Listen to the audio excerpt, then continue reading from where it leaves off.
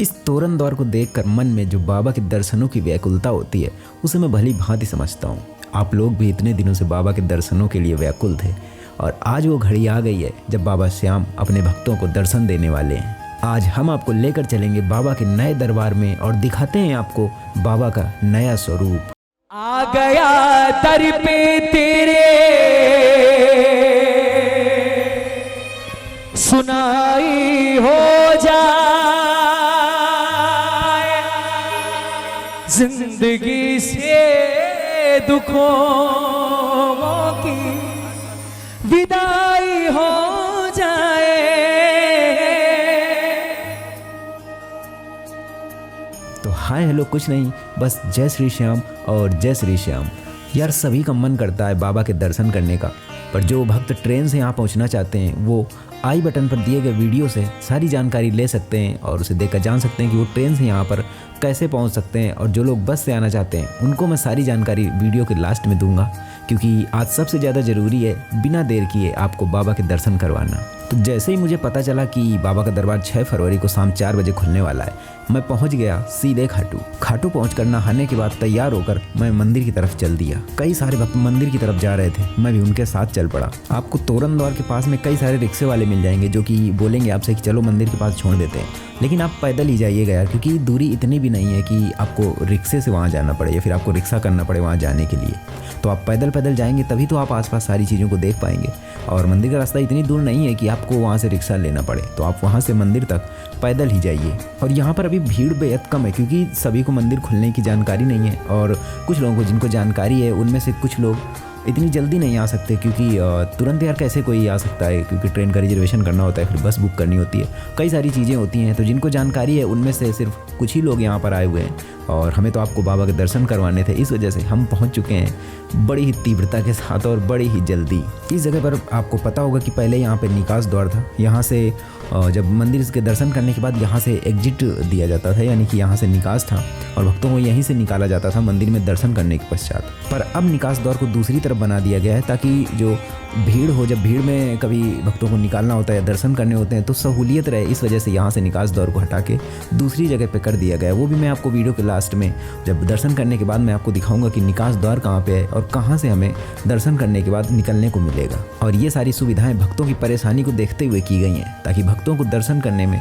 कोई भी परेशानी का सामना न करना पड़े। वैसे मंदिर तक जाने के कई सारे रास्ते हैं, पर आप किसी भी रास्ते से मंदिर तक जा सकते हैं। आप किसी भी रास्ते पे चल पड़िए, आप आराम से मंदिर तक पहुंच जाएंगे कहीं भी, क्योंकि कई सारे रास्ते हैं। आप जब तोरण द्वार से आएंगे या फिर आप पार्किंग की तरफ से आते हैं या फिर आप किसी दूसरी तरफ से आते हैं या फिर आप तोरण द्वार की तरफ से आते हैं, तो आप कहीं से भी आएँ आप पहुँचेंगे मंदिर में ही। ये शायद कुछ होटल वगैरह का निर्माण अभी हो रहा है, क्योंकि अभी बहुत सारा भी कंस्ट्रक्शन चल रहा है, अभी पूरी तरह से कंप्लीट नहीं हुआ है, लेकिन भक्तों की मांग को देखते हुए मंदिर को जल्दी खोल दिया गया है। पर अभी भी जो कंस्ट्रक्शन है वो चल रहा है और ये कुछ दिनों बाद पूरा हो जाएगा, तब यहाँ पर कई सारी सुविधाएं अवेलेबल हो जाएंगी, जैसे कि होटल्स वगैरह, और ये सारी चीज़ें भी बनाई जा रही हैं यहाँ पर। और इस रास्ते पर पहले ढेर सारी दुकानें हुआ करती थी।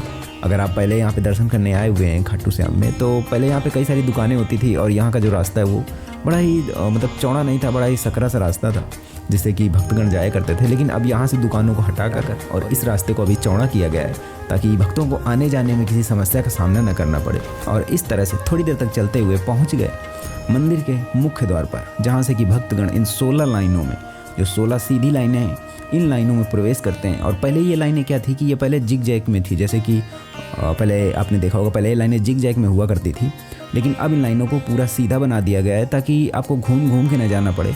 आप इन्हीं लाइनों में सीधे प्रवेश कर जाएं और सीधे मंदिर तक पहुंच जाएं। तो इन 16 लाइनों में होते हुए भक्त सीधे आगे मंदिर की ओर बढ़ते हैं।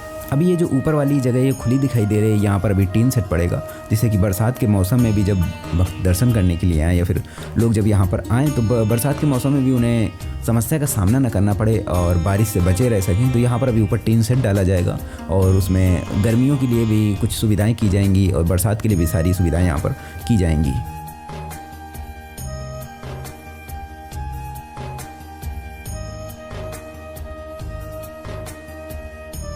जैसे जैसे मंदिर के नज़दीक पहुंचते जाते हैं बाबा के दर्शनों की लालसा बढ़ती ही जाती है और यहाँ पर एक बड़ी सी स्क्रीन लगाई गई है जिससे कि भक्त दूर से भी बाबा के दर्शन कर सकें।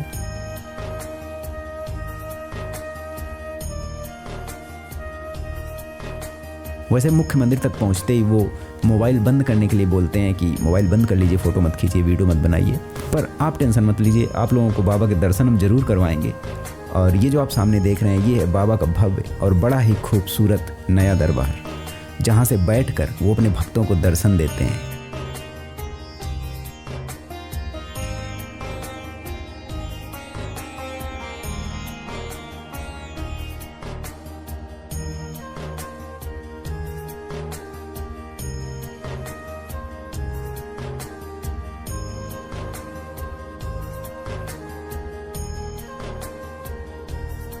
यहाँ से दर्शन करके इस निकास द्वार से बाहर निकल जाते हैं। और मैंने तो 3 बार जाके बाबा के दर्शन किए, फिर भी मन नहीं भरता ना, बस मन किया कि चलो यार एक बार और करते हैं, चलो एक बार और करते हैं। ऐसे 3 बार मैंने जाके बाबा के दर्शन किए। और अभी यहाँ पर भीड़ नहीं है, तो आप बस जस्ट 5 से 10 मिनट ही लगते हैं यहाँ पे दर्शन करने में। हो सकता है जब भीड़ हो तो यहाँ पर 15 मिनट, 20 मिनट या फिर 40 मिनट भी लग जाएं, लेकिन अभी यहाँ पे बिल्कुल 5 से 10 मिनट का समय लगता है यहाँ पे। आप आइए, दर्शन कीजिए और आगे बढ़ जाइए।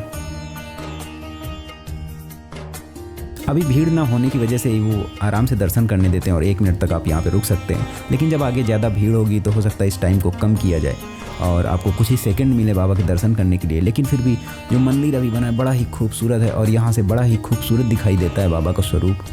तो यहाँ पर एक बार तो आपको दर्शन करने ज़रूर आना चाहिए, जितनी जल्दी हो सके बस दर्शन करिए आके बाबा के। ये नया निकास द्वार है जो कि दोबारा से बनाया गया है रिनोवेट करके। और यहाँ से पूरे जो भक्तगण हैं वो बाहर की ओर निकलेंगे। पहले जहाँ से निकलते थे वहाँ से रास्ता कम था और वो सीधे रास्ता मार्केट में खुलता था, तो वहाँ से बदल के इस निकास को थोड़ा सा दूर किया गया है। और यहाँ से भक्त 14 लाइनों में निकास लेंगे बाहर की ओर, जिससे कि भीड़ ना बढ़े या फिर कोई अप्रत्याशित घटना न घटे। इस वजह से यहाँ से जो भक्त होंगे वो वहाँ से एंट्री करेंगे 16 लाइनों में और यहाँ से 14 लाइनों में होते हुए बाहर निकल जाएंगे। तो यहाँ से दर्शन करने के बाद मैं निकल पड़ा घर के लिए। और अगर आप बस से खाटू जी जाना चाहते हैं तो आपको कानपुर से खाटू जी के लिए सीधी बस सेवा भी मिल जाती है, जिसका कि स्लीपर का किराया, जो एसी स्लीपर का किराया है वो 1200 रुपये तक होता है। लेकिन अगर आप कहीं और से आ रहे हैं या फिर आप किसी भी जगह से आ रहे हैं और आपको डायरेक्ट बस नहीं मिलती है तो आप पहले जयपुर आ जाइए, जयपुर तक आप आ सकते हैं बस से। फिर बस से आप जयपुर आने के बाद फिर जयपुर से आपको रिंगस आना होगा।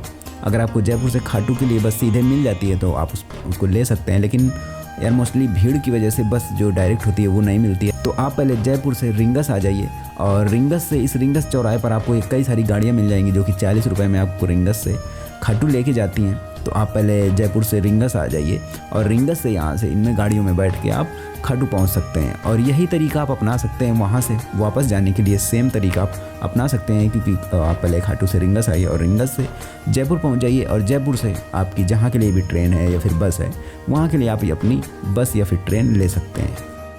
तो मैं आशा करता हूँ कि आपको ये वीडियो बहुत पसंद आया होगा और कमेंट में आप जय श्री श्याम जरूर लिखिए अगर आपको ये वीडियो पसंद आया है। और अगर आपको बाबा के दर्शन अच्छे से हो गए हैं तो इस वीडियो को अपने प्रियजनों के साथ शेयर कीजिए, जिससे कि वो भी बाबा के दर्शन कर सकें।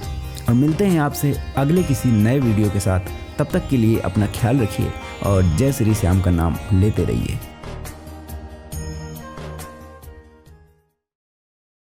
ओ खाटू वाले इतना बता, तूने मुझ में ऐसा क्या देखा, मेरी तकलीफें मेरे दोष भी तूने हर लिए। सच तो है यही मेरे सावरे, लायक भी नहीं हूँ मैं तेरे, मेरे खाली दामन सावरे, खुशियों से तूने भर